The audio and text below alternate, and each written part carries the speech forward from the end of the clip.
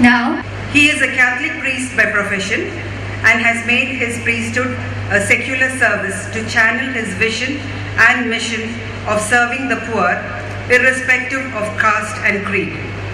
He was ordained priesthood on 30th December 1988 at Aranatukara near Trichur, after which he was assigned to various churches to serve the community. But his vocation demanded him to take his mission beyond the walls of the parish churches. Reverend Father Davis Chiramal is the founder of great humanitarian organizations like Accident Care Transport Service and Kidney Federation of India. Accident Care Transport Service, popularly known as ACTS, was started on May 2008 under the leadership of Father Davis Chiramal and the then District Collector of Trichur, Mr. Akhilesh Kumar, to provide free emergency services to accident victims. This movement could attend more than 70,000 accident cases and save about 2 lakhs lives through timely interference. Now ACTS has 10 branches and 13 ambulances. It has organized more than 1,000 awareness classes to prevent or render help in accidents. Its volunteers are active and ever buoyant in spirit to find a solution for the trampling of human lives on our roads. Kidney Federation of India is a non-governmental charitable foundation working for patients with renal problems. Father Davis Chiramal, the founder of this organization, donated his kidney on September 30th, 2009 to Gopinath, an electrician who lives in Vadanapalli near Trichur.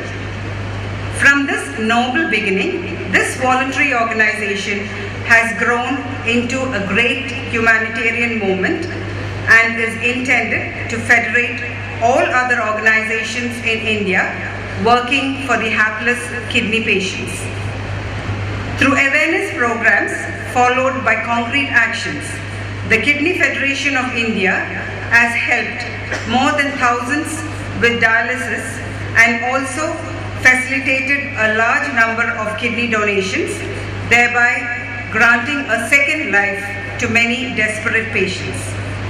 Father Davis Chiramal and his Kidney Federation are now working on a novel idea of chain service of kidney donation. Matching kidney would be made available to patients whose relations would ensure a kidney for another patient. Thus, the chain would extend from patient to patient, forming a kind of a kidney bank. Father Davis Chiramal was also instrumental in forming a voluntary organization, Jana Nanma, in the coastal village of Vadanapalli. It was started when chikungunya was spreading along the state, crippling the lives of the working class, especially the fishermen in the coastal areas. Jana Nanma took initiative to educate these people on the causes and consequences of the epidemic and also to clean every drain to prevent mosquitoes and ensure sanitation. While serving as the vicar of Sacred Heart Church at Peranjeri near Trichur, he transformed the village into a self-reliant model village of love, prosperity and harmony. He undertook projects to marry off poor girls, construct hygienic toilets and new roads. In 2009, Father Chiramal undertook Manava Karunya Yatra from Kasaragod to Trivandrum. This was 4 months after his kidney donation. And during the 22nd days of the Yatra, he met patients and their families, men and women of goodwill to serve them, ensuring the masses that kidney donation does not involve much of a risk. The second Manava Karunya Yatra was held on a larger scale in September 2012, which was inaugurated by the former President, Dr. APJ Abdul Kalam. These yatras has helped to open the eyes of the society to the real and startling problems in the treatment and rehabilitation of the kidney patients. On his mission of spreading awareness on organ donation, Father Chiramal has attended various functions and campaigns in different parts of India and also visited countries like UAE, Qatar, UK and Kuwait. With these few words, ladies and gentlemen, I proudly present before you Father Davis Chiramal. His Beatitude Marcus Elias Thomas Tirumeni അവരുടെ Padmashri doctor Philip Augustine, ഈ കോളേജിൻ്റെ principal doctor Karthika Kannan, doctor Varghese Vani, very respected doctors, ഇന്ന് ഡോക്ടേഴ്സായി സമൂഹത്തിലേക്ക് ഇറങ്ങിത്തിരിക്കുന്ന എൻ്റെ പ്രിയമുള്ള സഹോദരി സഹോദരങ്ങളെ, പ്രിയപ്പെട്ട മാതാപിതാക്കളെ, മൈ സിസ്റ്റേഴ്സ്, ഒത്തിരി സന്തോഷമുണ്ട് നമ്മുടെ സമൂഹത്തിലേക്ക്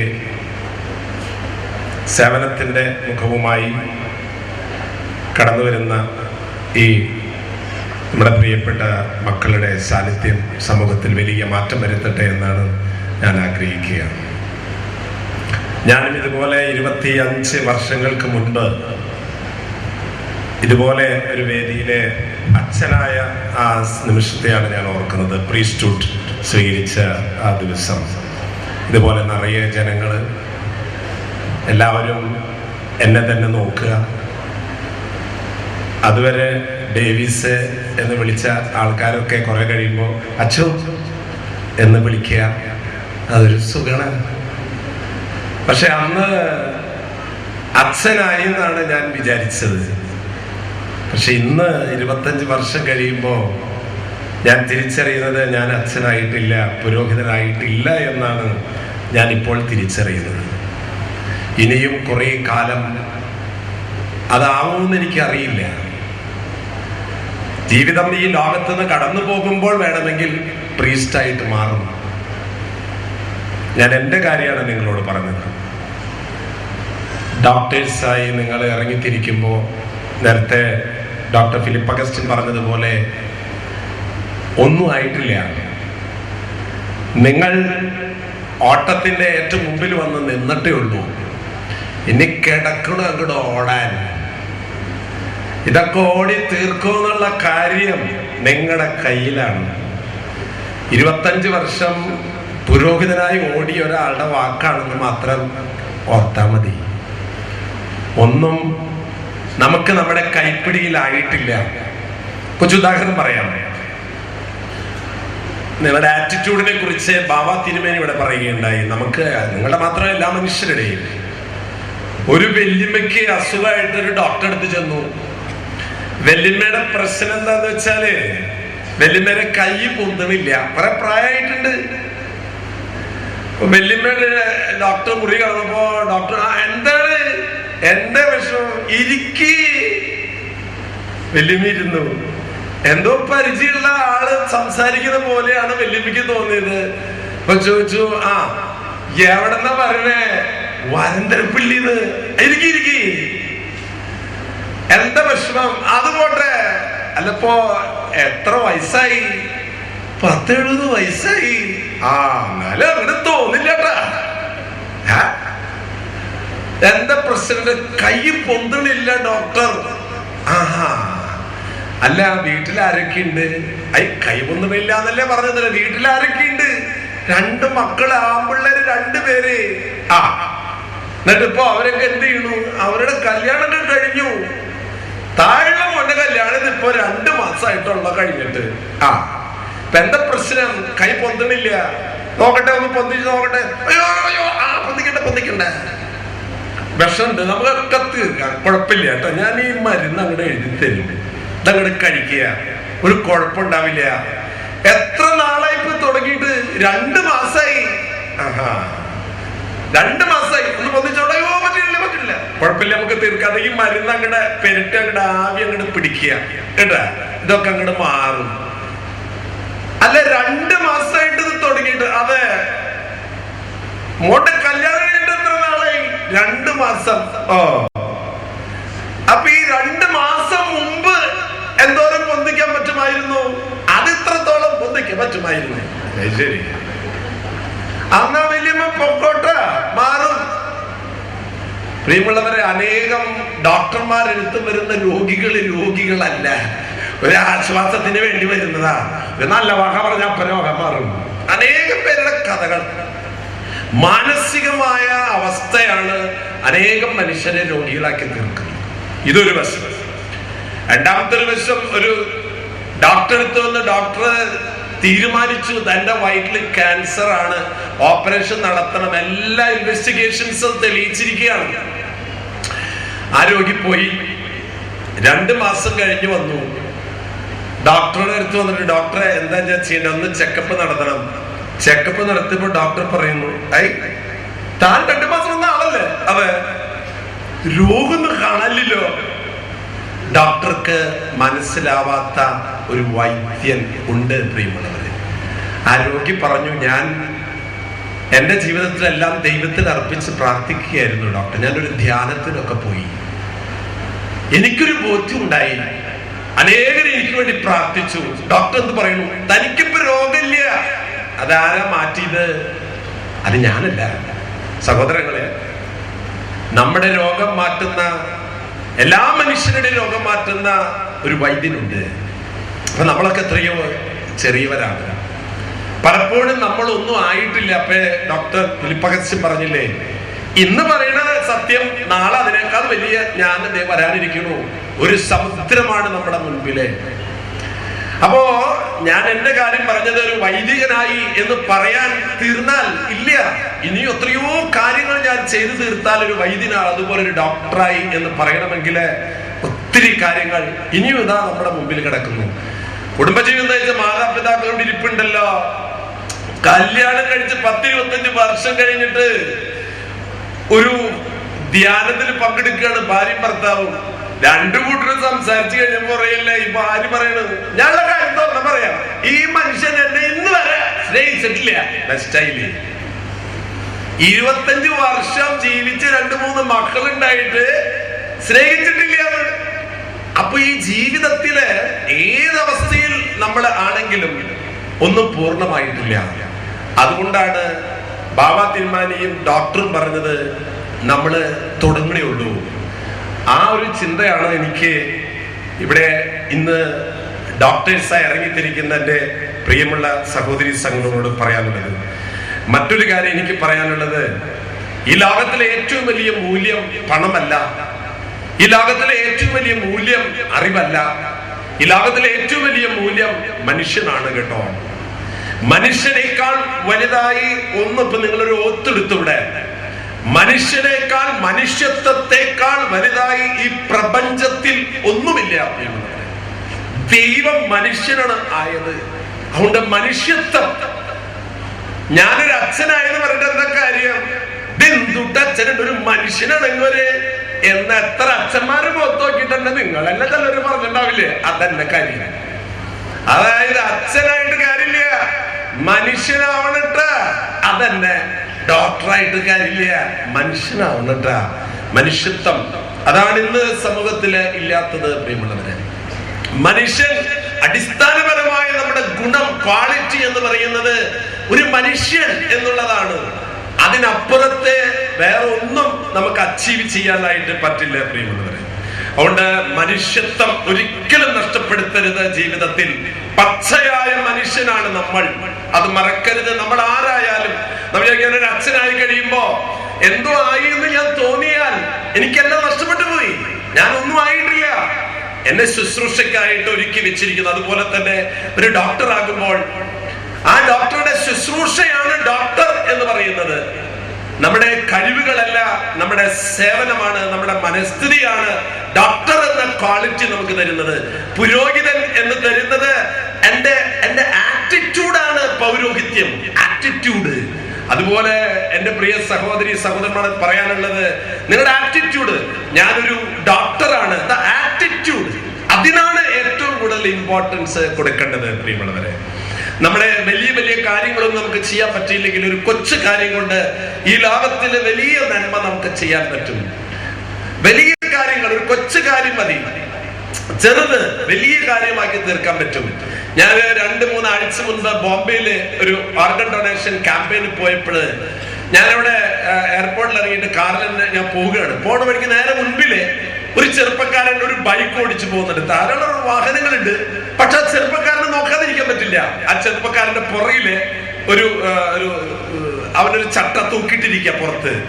അപ്പൊ വണ്ടിയിൽ പിന്നിൽ വരുന്നവർക്ക് ഇത് കാണും, അവന്റെ പുറത്ത് തൂക്കിയിട്ടിരിക്കുന്നത് എന്താണെന്നറിയോ? Don't mix drink and drive. വണ്ടി ഓടിക്കുമ്പോ കുടിക്കരുതെന്നാണ് അവന്റെ പുറത്ത് എഴുതിയിട്ടിരിക്കുക. മിണ്ടണില്ല അവൻ, പക്ഷെ അവന്റെ പുറത്ത് എഴുതിയിട്ടിരിക്കുക. വായിക്കാണ്ടിരിക്കാൻ പറ്റുമോ? പിന്നിൽ വരുന്നവരൊക്കെ അത് വായിക്കും. എനിക്കിത് കണ്ടപ്പോ സംഭവം ഗംഭീര. എന്റെ ഡ്രമോനെ നീ ചെയ്തത് ആർക്കിപ്പോ ഇത് വായിക്കാണ്ടിരിക്കാൻ പറ്റുക? ഞാൻ ഡ്രൈവറോട് വണ്ടി ഒന്ന് കുറച്ച് മുന്നിലേക്ക് നിൽക്കണ, എന്താ നീക്ക് മുന്നിലേക്ക് നിൽക്ക്, നീ അവന്റെ ഒന്ന് ഓണടിക്ക്. അവൻ തിരിഞ്ഞു പോകണില്ല, അവൻ ഇങ്ങനെ പോയിക്കൊണ്ടിരിക്കുക. ഓണടിക്ക്, അവൻ തിരിഞ്ഞു പോകണില്ല, കുറച്ച് മുന്നോട്ട് നിൽക്ക്, ഓണടിച്ച്. അവൻ ഇങ്ങനെ വണ്ടി ഓടിക്കുന്ന സമയത്ത് ഇങ്ങോട്ട് തിരിഞ്ഞു നോക്കിയപ്പോ ഞാൻ ഇങ്ങനെ കാണിച്ചാണ് ബെസ്റ്റ് മോനെ. അവര് നോട്ടം നോക്കി, അവന്റെ കണ്ണിന്റെ മുഖത്ത് തട്ടലും പിന്നെ തിരിച്ചു പോയിട്ടില്ല. അവൻ വീട്ടിലെത്തണവൻ അവന്റെ മനസ്സിലുള്ള സന്തോഷം എന്താണെന്നറിയാ? വീട്ടിൽ ചെന്നാൽ അവൻ പറയും ഞാനൊരു അക്ഷരം മിണ്ടിയിട്ടില്ല, അവനൊരു അക്ഷരം മിണ്ടിയിട്ടില്ല. പ്രിയമുള്ള ഈ ലോകത്തിലെ മനുഷ്യർക്ക് എന്തുമാത്രം നന്മകള് സംസാരിക്കാതെ പോലെ പകർന്നു കൊടുക്കാൻ പറ്റും. അതുകൊണ്ട് ഒരു ഡോക്ടർ അല്ലെങ്കിൽ ഒരു പുരോഹിതൻ ഏത് അവസ്ഥയിൽ നിന്ന് വലിയ കാര്യങ്ങൾ ചെയ്യാൻ നമുക്ക് പറ്റുമെന്നുള്ള ആത്മവിശ്വാസം നമുക്കുണ്ടാകണം. അതാണ് ഒന്നെനിക്ക് പറയാനുള്ളത്. രണ്ടാമത്തത്, അധികാരം ഇന്ന് സമൂഹത്തിലെ ഏറ്റവും വലിയ പ്രശ്നമായി തീർന്നിട്ടുള്ളത് അധികാരങ്ങളാണ്. ഞാനൊരു അച്ഛനാകുമ്പോ ഒരു പള്ളിയിലെ വികാരി, പവർ അല്ല പ്രിയമുള്ളവരെ, അതൊരു ശുശ്രൂഷയാണ്. ഡോക്ടർ ആകുമ്പോൾ അവിടെ പവർ ഇല്ല. എല്ലായിടത്തും നമുക്ക് അധികാരങ്ങളാണ്. അധികാരങ്ങൾ നമ്മളെ ചെറുതാക്കും. നമ്മുടെ അധികാരത്തിന് ശ്രദ്ധിച്ചാൽ നമ്മളെ ആരും നിലവെക്കില്ല പ്രിയമുള്ളവരെ. APJ അബ്ദുൽ കലാം അദ്ദേഹമാണ് ഈ മാനവകാരുണ്യ യാത്രയ്ക്ക് ഉദ്ഘാടനം ചെയ്യാൻ എത്തിയത് തൃശ്ശൂര്. അദ്ദേഹത്തിന് ഒരു പവർ ഇല്ലല്ലോ, നോ പൊസിഷൻ അറ്റ് ഓൾ. ആർക്ക്? APJ അബ്ദുൽ കലാമിന്. പക്ഷേ അദ്ദേഹത്തിന്റെ ഡിസ്പൊസിഷൻ അദ്ദേഹത്തിന് ഡൽഹിയിൽ ചെന്ന ഞാൻ അദ്ദേഹത്തിനെ കാണാൻ ചെല്ലും. വലിയൊരു ഫ്രണ്ട്ഷിപ്പ് എനിക്ക് അങ്ങനെ ഭാഗ്യത്തിന് കിട്ടിയിട്ടുണ്ട്. അദ്ദേഹത്തിന്റെ മുറിയുടെ അവിടെ എഴുതി വെച്ചിരിക്കുന്ന വാചകമുണ്ട്, ഓർത്തിരിക്കുന്നതല്ല നിങ്ങളൊക്കെ, നമുക്കൊക്കെ ഓർത്തിരിക്കാൻ പറ്റിയ ഒരു വാചകം അദ്ദേഹം എഴുതി വെച്ചിരിക്കുകയാണ്.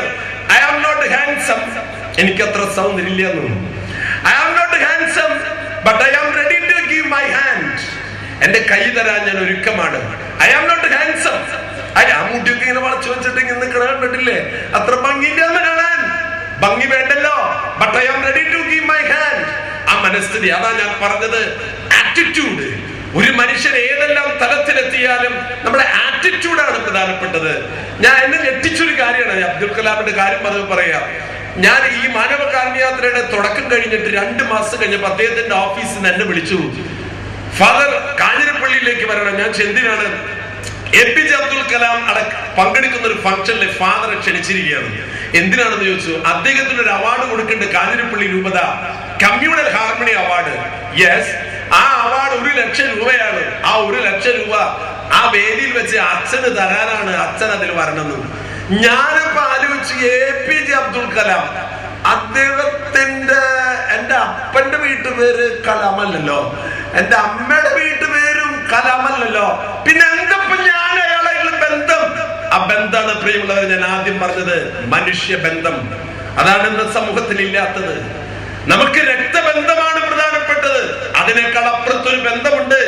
APJ അബ്ദുൽ കലാം എന്ന് പറയുന്ന വ്യക്തിയും ഞാനും ഈ വഴിയിലിരിക്കുന്ന ഭിക്ഷയാചിക്കുന്ന മനുഷ്യനും തമ്മിൽ ഒരു ബന്ധമുണ്ട്. ആ ബന്ധമാണ് ഇന്ന് മനുഷ്യന്റെ മനസ്സിൽ നിന്ന് പോയിട്ടുള്ളത്. സ്വന്തം ഭാര്യയോട് പോലും കാണിക്കുന്ന നേരത്തെ അച്ഛനെ ഇങ്ങനെ പറയണേ.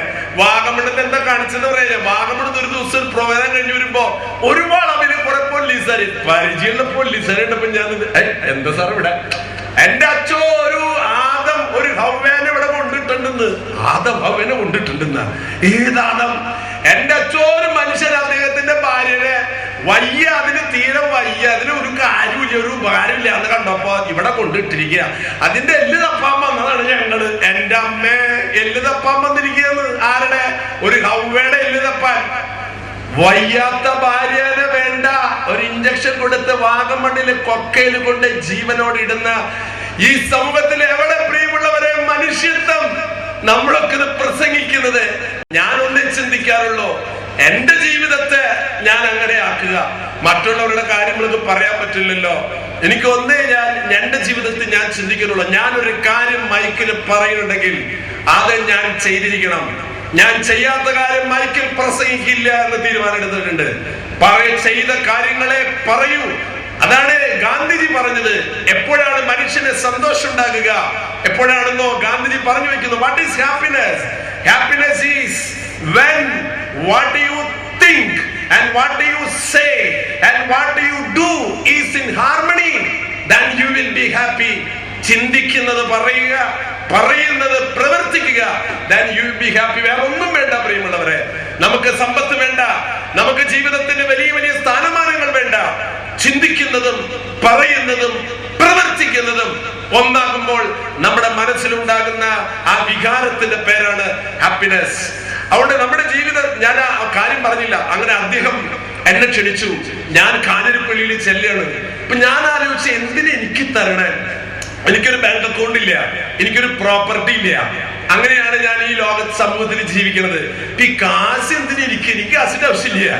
അപ്പൊ ആ സമയത്താണ് തൃശ്ശൂർ ഒരു ഗിരിജ എന്ന് പറയുന്ന ഒരു ചേച്ചി, സ്വന്തം മകന് കരള് രോഗം, കരള് മുറിച്ചു കൊടുക്കണം, മകൾക്ക് കിഡ്നി രോഗം, ഒരു വേദിയിൽ വെച്ച് 1.5 ലക്ഷം രൂപ സഹോദരിക്ക് കൊടുക്കാൻ എന്നെയാണ് നിയോഗിച്ചത്. കൊടുക്കുന്ന സമയത്ത് ഞാൻ ചോദിച്ചു, ചേച്ചിക്ക് ഭർത്താവ് മരിച്ചിട്ട് 15 വർഷം അയച്ചോ, അപ്പൊ എത്ര ലക്ഷം വേണം? 10-20 ലക്ഷം വേണമെന്ന് പറയണേ. എത്ര ലക്ഷമായി? 5 ലക്ഷം ആയിട്ടുള്ളോ? ഇതെങ്ങനെ നടക്കും? ആരാ കൊടുക്കണേ? ഞാനാ കൊടുക്കണേ കരള്. ഇതെങ്ങനെ നടക്കും? ഞാൻ പറഞ്ഞ, ചേച്ചി നാളെ വായോട്ടെ. കാറിന് കയറ്റിയിരുത്തി ഞാൻ കാഞ്ഞിരപ്പള്ളി കൊണ്ടുപോയി. കാഞ്ഞിരപ്പള്ളി കൊണ്ട് ഈ ഫംഗ്ഷൻ നടക്കുന്ന സമയത്ത് അബ്ദുൽ കലാം എന്നെ വിളിച്ചു, കം ഫാദർ. ഞാൻ സ്റ്റേജിൽ വന്നു. അദ്ദേഹം 1 ലക്ഷം എന്റെ കയ്യിൽ തരുന്നു. ഞാൻ പറഞ്ഞു, സർ, ഇതൊരു വിധവയാണ്, 15 വർഷമായി, തനിക്കൊരു മകനും മകളും, മകന് കരൾ രോഗം, മകൾക്ക് കിഡ്നി രോഗം, പണമില്ല. ഈ പണം ഞാൻ അങ്ങോട്ട് കൊടുക്കുകയാണ്. Very good father. നേരെ പൈസ കൊടുത്തു. പത്രക്കാരും ധാരാളം ജനങ്ങൾ. ഞാൻ പറഞ്ഞു, ഇത് നിങ്ങളും ചെയ്യുക. യേശു പറഞ്ഞിട്ടുള്ളതാണ്, ഇതും നിങ്ങളും ചെയ്യുക. ഒരെണ്ണം ചെയ്തിട്ടാ എന്ന് പറയാൻ പറ്റുള്ളൂ. പറഞ്ഞു, ഇത് നിങ്ങളും ചെയ്യുക. എല്ലാവരോടും പറഞ്ഞു. പത്രക്കാർ അസലായിട്ട് അങ്ങോട്ട് എഴുതി. പിറ്റേ ദിവസം മനോരമയിലും പത്രങ്ങളൊക്കെ വന്നു. 3 ആഴ്ച കഴിഞ്ഞപ്പോഴേ ആ ചേച്ചിയുടെ അക്കൗണ്ടിലേക്ക് 1.4 കോടി രൂപ. Operation success. ആ കുട്ടി തിരിച്ചു വന്നു. അവന്റെ അക്കൗണ്ടിൽ 40 ലക്ഷം രൂപ ഇട്ടു കൊടുത്തു. വീട് തപ്പി പിടിച്ച് 25 ലക്ഷം രൂപയ്ക്ക് വീട് ഞാനാ വാങ്ങി. ചേച്ചിയെ ഇവിടെ താമസിക്കണ്. ആ ചേച്ചിക്ക് ജീവിതകാലം കഴിയും ഒരു 15 ലക്ഷം രൂപ, ഒരു 10 ലക്ഷം രൂപ ഈ മകളുടെ ഡെപ്പോസിറ്റ്. 10 പൈസ എന്റെ കയ്യിലില്ല, പൈസ മുഴുവൻ അവർക്ക്, പക്ഷെ സന്തോഷം മുഴുവൻ എനിക്ക്. അതാണ് ഈ പറഞ്ഞത്. പണം കൊണ്ടൊന്നും കിട്ടാത്ത ജീവിതത്തിന്റെ നേട്ടങ്ങളുണ്ട് പ്രിയമുള്ളവരെ. എനിക്ക് ഡോക്ടേഴ്സിനോടും പറയാനുള്ളത് ഇതാണ്, സമ്പാദിക്കാനല്ല ഈ ജന്മം, ജീവിക്കാൻ, സ്നേഹിക്കാൻ ആണ് ഈ ജന്മം. സ്നേഹിക്കാൻ മറന്നു പോകുന്ന ഒരു ലോകത്തിലാണ് നമ്മൾ. സ്വന്തം ഭാര്യനെ സ്നേഹിക്കാൻ പറ്റണില്ല, ഭർത്താവിനെ സ്നേഹിക്കാൻ പറ്റണില്ല, അപ്പനമ്മേനെ സ്നേഹിക്കാൻ പറ്റണില്ല. എന്താണെന്നറിയില്ല. ഞാൻ അവയവദാനത്തെ കുറിച്ച് പറഞ്ഞതിന്റെ പേരിലാണോന്ന് എനിക്കറിയില്ല. ഞാനിങ്ങനെ പറഞ്ഞിട്ടുള്ളത് മരണശേഷം അവയവങ്ങൾ കൊടുക്കാന്ന് പറഞ്ഞിട്ടുള്ളൂ. പറഞ്ഞു എനിക്കറിയില്ല. അപ്പൊ ആൾക്കാർ മുഴുവൻ വേണ്ട. അച്ഛന്റെ പ്രസംഗം കേട്ടപ്പോ ഞാൻ തീരുമാനം എടുത്തു. എന്ത്? എന്റെ അപ്പനെയും അമ്മേനെയും ജീവനോടെ തന്നെ എല്ലാ അവയവങ്ങളും കൊടുക്കാന്ന്. കൊണ്ടുപോയി ഗുരുവായൂർ നടലിരുത്തുണ്ട്. എനിക്കറിയില്ല കേട്ടാ, ഞാൻ പറഞ്ഞിട്ടാണോ എന്ന് എനിക്കറിയില്ല. എല്ലാവരും ഇപ്പൊ ജീവനോടെ അമ്മേനെ അപ്പനെ ഗുരുവായൂർ കൊണ്ടിരുന്നത്. അമ്മ ദൈവത്തിന് സമർപ്പിച്ചിരിക്കുകയാണ്. ആരെ? അപ്പനമ്മേനെയും. ചേച്ചി അവിടെ നിന്ന് രാമ രാമ രാമ രാമ മോനെ മോനെ. ഏത് മോൻ? ദൈവത്തിന് സമർപ്പിച്ചിട്ട് മക്കള് പോയി. പ്രിയമുള്ളവരെ, എവിടെ മാനുഷിക മൂല്യങ്ങൾ? എവിടെ? ഞാനൊരു പുരോഹിതനാണ്. ഇത് ഞാൻ എന്റെ ജീവിതത്തിൽ വെച്ച് പുലർത്തണം. അങ്ങനെ ഈ ലോകം നന്നാവുള്ളൂ പ്രിയമുള്ളവരെ. ഇന്ന് മനുഷ്യത്വമില്ലാതെയായിരിക്കുന്നു കുടുംബങ്ങളിലോ സമൂഹങ്ങളിലോ. എന്തിന് സമ്പത്ത്? കോടാനുകോടി സമ്പത്ത് സമ്പാദിച്ചവർ ജയിലിൽ കഴിയുന്നില്ലേ? സമ്പത്ത് സമ്പാദിക്കാനല്ല പ്രിയമുള്ളവരെ, സ്നേഹിക്കാനാണ്. എല്ലാ മനുഷ്യരെയും സ്നേഹിക്കാൻ. എന്റെ രക്തബന്ധം നോക്കിയിട്ടോ ജാതി നോക്കിയിട്ടോ സ്നേഹിക്കാനല്ല ഈ ലോകത്തിന് ജന്മം ദൈവം നൽകിയിട്ടുള്ളത്. മനുഷ്യനെ നോക്കിയിട്ട് സ്നേഹിക്കാൻ. ഞാനിത് പറയുന്നത് ഇങ്ങനെ ഒരു ഫംഗ്ഷനിലാണെങ്കിലും ഇത് കേൾക്കുന്ന കുറെ മനുഷ്യരുടെ ഹൃദയത്തിൽ ഉദിക്കട്ടെ. യഥാർത്ഥ സ്നേഹത്തിന്റെ കതിരുകൾ നാശിച്ചിട്ട് ഞാൻ നിങ്ങളുടെ മുമ്പിൽ ഇത് പറയുകയാണ്. മനുഷ്യൻ എങ്ങനെ നമ്മളെ നോക്കുമെന്ന് കരുതി ജീവിക്കരുത് പ്രിയമുള്ളവരെ. എന്നെ കാണുന്ന മനുഷ്യനെതിരെ അച്ഛൻ എന്ന് കാണുന്നു, പക്ഷെ എന്റെ ഉള്ളിൽ കാണുന്നത് ഈശ്വരനാണ്. അതുകൊണ്ട് മനുഷ്യരെന്ത് പറയുമെന്ന് പേടിച്ചിട്ട് ജീവിക്കരുത്. ജീവിക്കുമ്പോൾ ജീവിക്കുക. സ്നേഹിക്കാനും ത്യജിക്കാനും കൊടുക്കാനും സഹിക്കാനും അത് മാത്രമേ ജീവിതത്തിൽ ബാക്കിയുണ്ടാവുള്ളൂ. ഞാനൊക്കെ എത്ര പള്ളിയിൽ വിചാരിച്ചിരുന്നുണ്ടെന്ന് അറിയാം. അവരൊക്കെ നമ്മുടെ പിന്നാലെ വരുന്ന വിചാരിച്ചിട്ടാ ബെസ്റ്റ്. അതായത് ഇപ്പൊ ഞാൻ ജീവിക്കണ എവിടെയെന്നറിയാം, തൃശ്ശൂര് പ്രായം ചെന്ന അച്ഛന്മാരൊക്കെ പ്രായമാവുമ്പോ ഇടവകയിൽ നിന്ന് കൊണ്ടുപോയിട്ട് ഇരുത്തേണ്ട ഒരു സ്ഥലമുണ്ട്, വിയാനി ഭവൻ എന്ന് പറഞ്ഞ്. അവിടെയാണ് എനിക്കിപ്പോ ഒരു വർഷം ലീവ് പിതാവ് തന്നിരിക്കും ഈ കാര്യങ്ങളൊക്കെ സമൂഹത്തിൽ എത്തിക്കാൻ. എനിക്കൊരു റൂം തന്നിട്ടുള്ളത് ഈ പ്രായം ചെന്ന അച്ഛന്മാരുടെ അടുത്താ. 90 വയസ്സ് 85 വയസ്സായ പ്രായം ചെന്ന അച്ഛന്മാരൊക്കെ എന്താ തിരക്ക് അവിടെ. ഓരോ ഇടവകയുന്ന ആൾക്കാർ വന്നിട്ട് ഈ അച്ഛന്മാരെ കാണാനും ഗിഫ്റ്റ് കൊടുക്കാനും എന്ത് തിരക്ക് അവിടെ. ഈച്ച പോലും ഇല്ലാത്ത.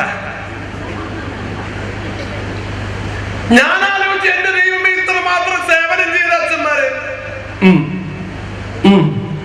അതുകൊണ്ട് ഈ ലോകത്തിലെ മനുഷ്യൻ കാണിക്കുന്ന കാര്യങ്ങളൊക്കെ യാഥാർത്ഥ്യമാണെന്ന് അങ്ങോട്ട് തെറ്റിദ്ധരിച്ചു പോരുതിട്ടാ.